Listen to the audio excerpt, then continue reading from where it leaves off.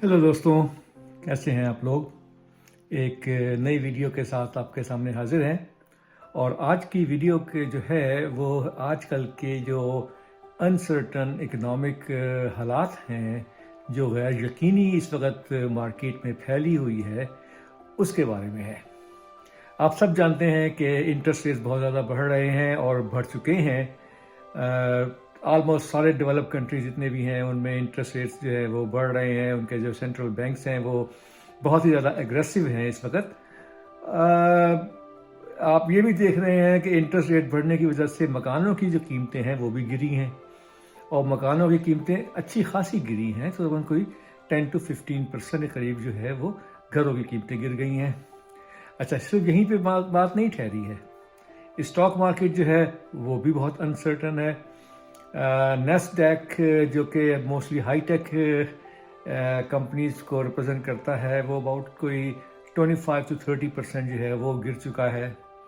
S&P 500 भी गिर गया है, डाउ जोन्स भी गिर गया है। तो क्वेश्चन जो है वो उस वक्त जहन में मेरे आता है वो ये कि एक्चुअली ये क्वेश्चन नहीं आता, बल्कि ये एक क्वेश्चन मुझसे किया गया कि अगर किसी आदमी के पास तकरीबन समझें कि $1,00,000 है और वो ये $1,00,000 इन्वेस्ट करना चाहता है आज के दौर में, तो उसकी स्ट्रेटजी क्या होनी चाहिए। 3 ऑप्शन हैं इस वक्त पैसे इन्वेस्ट करने के। एक ऑप्शन तो ये है कि भाई इन्वेस्ट ना करें और उसको रखे रहने दें। लेकिन उससे प्रॉब्लम क्या होता है कि इन्फ्लेशन है, 6-7% इन्फ्लेशन है। अगर आपने इन्वेस्ट नहीं किए तो आपका पैसा जो है उसकी रियल वैल्यू जो है वो एक साल में 6-7% कम हो जाएगी। दूसरा ऑप्शन जो है वो ये है कि घर खरीद लें, उसके 20% डाउन पेमेंट कर दें। कोई $5,00,000 का घर हो, $1,00,000 डाउन करके मॉर्गेज ले लें और उसको रेंट कर दें। लेकिन घर की कीमतें गिर रही हैं, तो हो सकता है कि अगले 1-2 सालों में जो घर की कीमत है वो अनदर 10-15% गिर जाए, तो आपको वहाँ भी लॉस है। तीसरा ऑप्शन जो है वो ये है कि आप अपने कोई ETFs ले लें, डिविडेंड जनरेटिंग ETFs ले लें या ग्रोथ ETFs ले लें, स्टॉक मार्केट में इन्वेस्ट कर दें।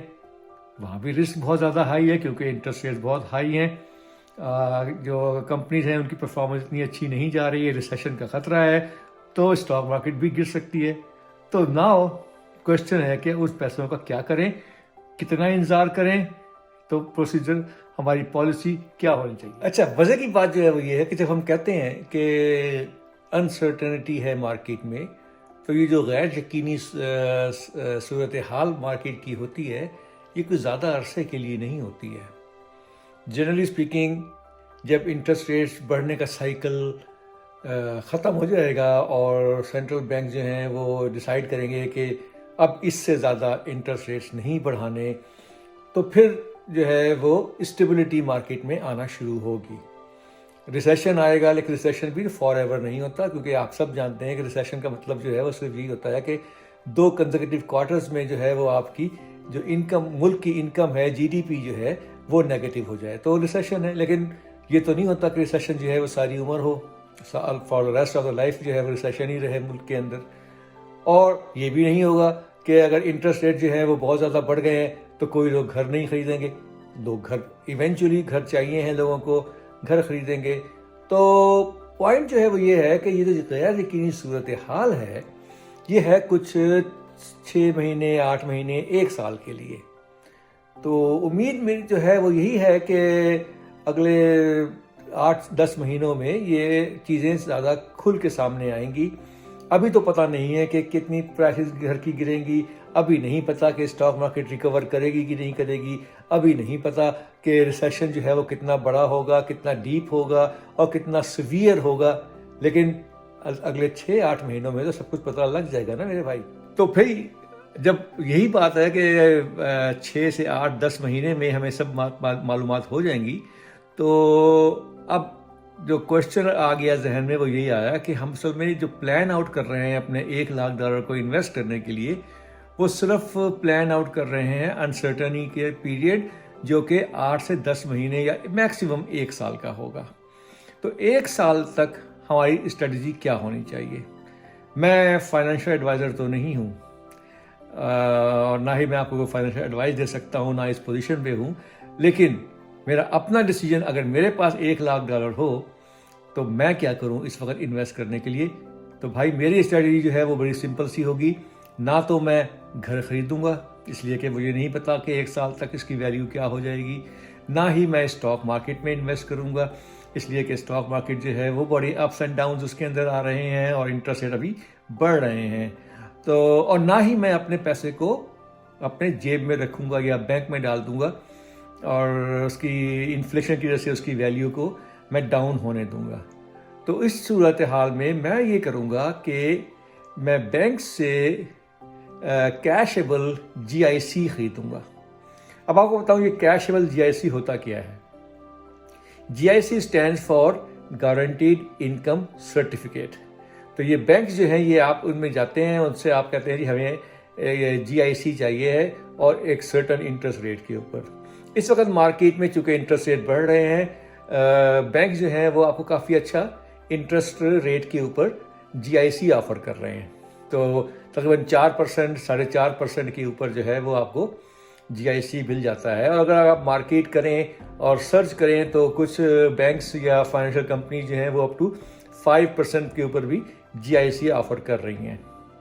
तो आप मेरा स्ट्रेटजी जो है वो ये होगी कि मैं 1 साल का कैशेबल GIC खरीदूंगा। तो उससे ये है कि मैं अपनी जो मेरा रियल वैल्यू, जो मेरी पैसा है $1,00,000, उसको मैं प्रोटेक्ट कर रहा हूँ डिवैल्यू होने से, क्योंकि मुझे 5%, 4% जो है वो गारंटीड इंटरेस्ट जो है वो तो साल के बाद मिलेगा ही मिलेगा। अच्छा, अब दूसरा जो है वो ये है कि मैं इसको कैशेबल क्यों ले रहा हूँ। वो कैशेबल इसलिए है कि मुझे नहीं पता कि अगले 10 महीनों में, 6 महीनों में, 4 महीनों में या 1 साल में सिचुएशन कितनी क्लियर होगी।